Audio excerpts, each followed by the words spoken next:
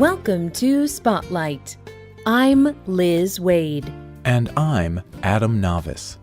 Spotlight uses a special English method of broadcasting. It is easier for people to understand, no matter where in the world they live.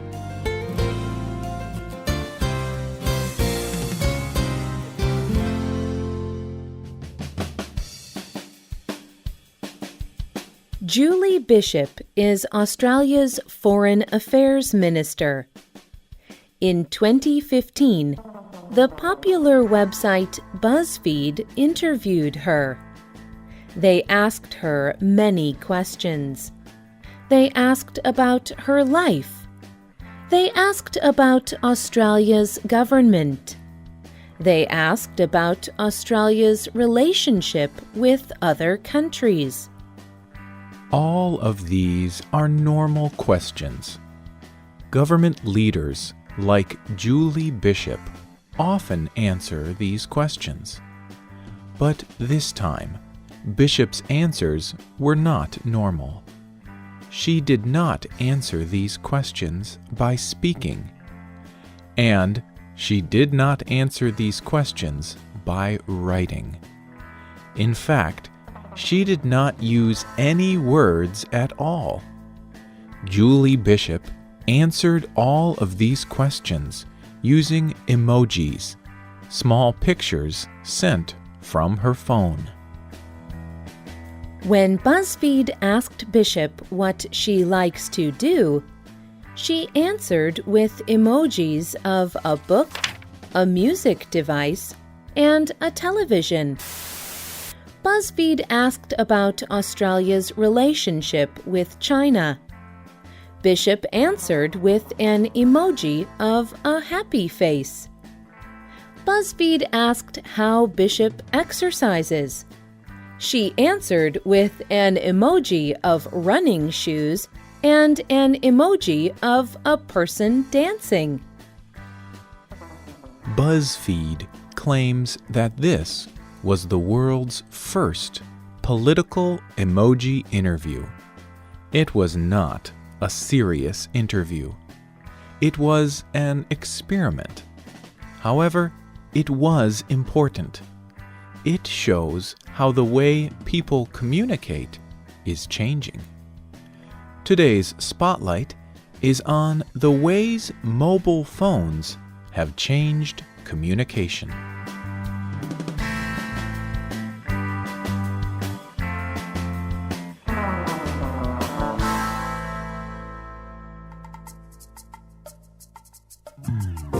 People all over the world use mobile phones to communicate.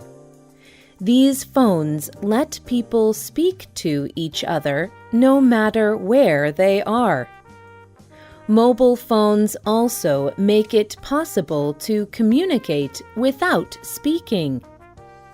Millions of people use their mobile phones to write short messages every day.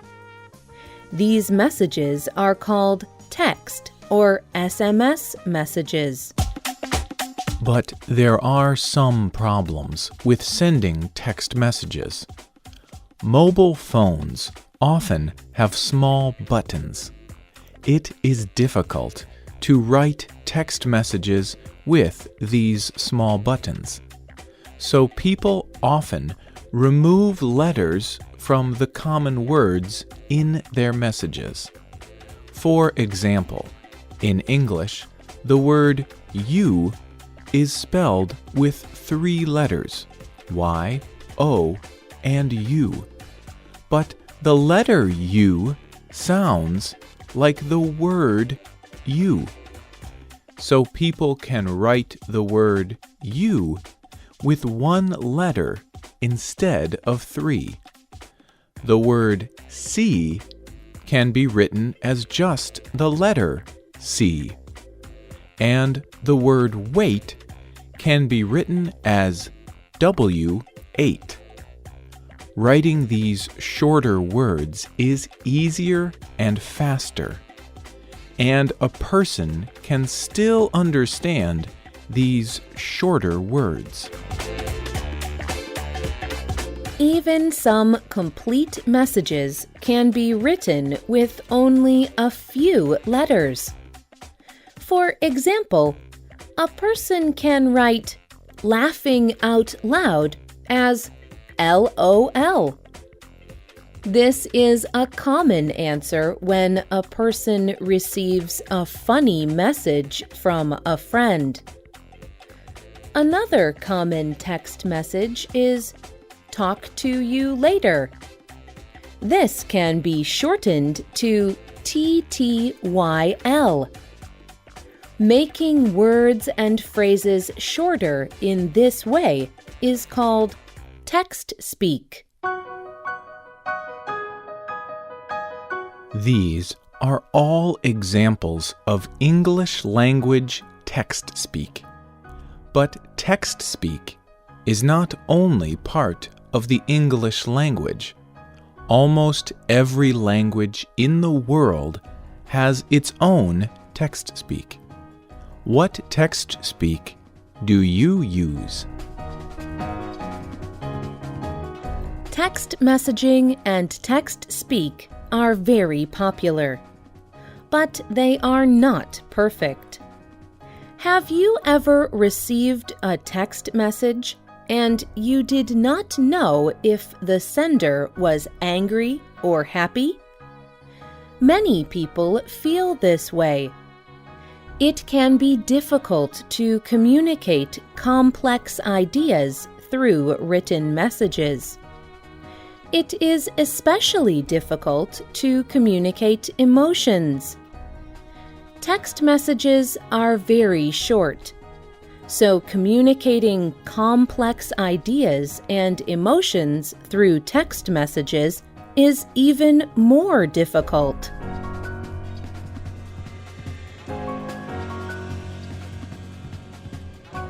Shigitaka Kurita is a computer programmer from Japan.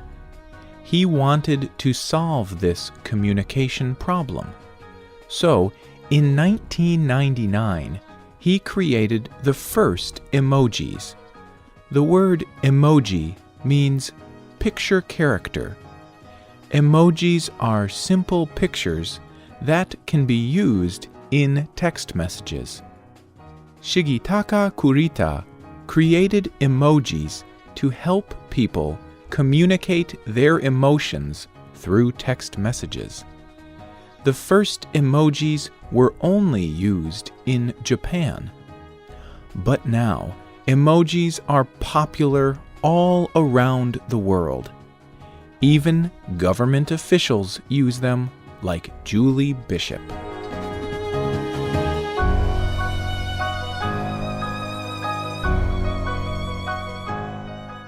Text speak and emojis are popular, but not everyone likes these new forms of communication.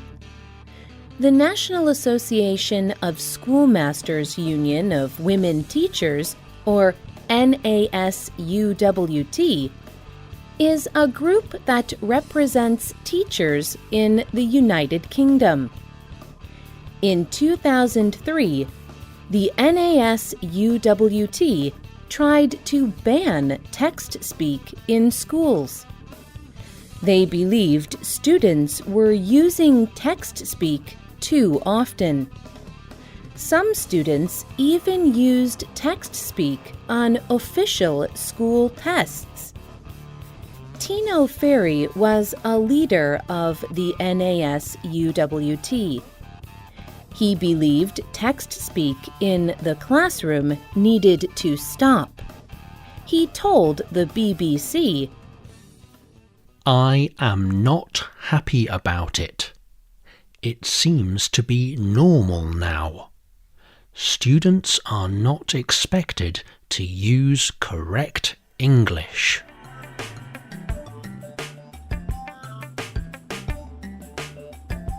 Questioning communication changes is not new. Johannes Gutenberg invented the printing press almost 600 years ago. Because of the printing press, we now have books. But when he invented it, people wondered if it would ruin communication. Today, we know that the printing press was a good change for communication. Some experts believe that text messaging and text-speak are a good change too. David Crystal studies language. He has written more than 100 books about the English language. Crystal thinks text messaging and text-speak can help students learn.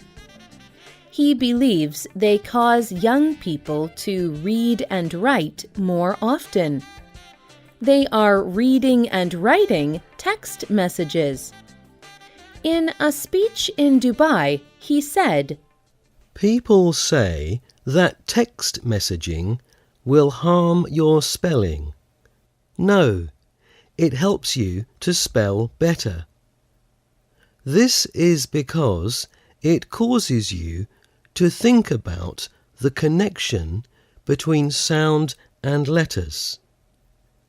People say that young people do not read and write now.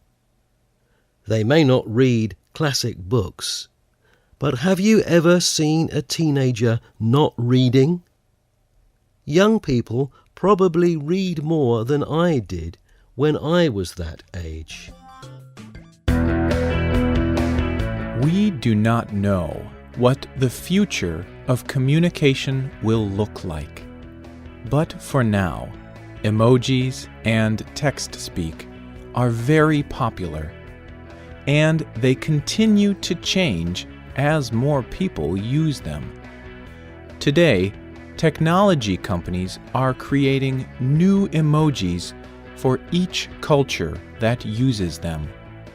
There are hundreds of emojis used around the world, and that number continues to grow. Someday, it may be normal to communicate using only emojis. What do you think about these new forms of communication? Do you think text-speak and emojis help people communicate better? You can leave your comments on our website, or you can email us at radio@radioenglish.net. You can also find us on Facebook. Just search for Spotlight Radio. The writer of this program was Ryan Geertsma. The producer was Bruce Gulland. The voices you heard were from the United States and the United Kingdom. All quotes were adapted for this program and voiced by Spotlight. You can listen to this program again and read it on the internet at www.radioenglish.net. This program is called Technology Changing Modern Communication.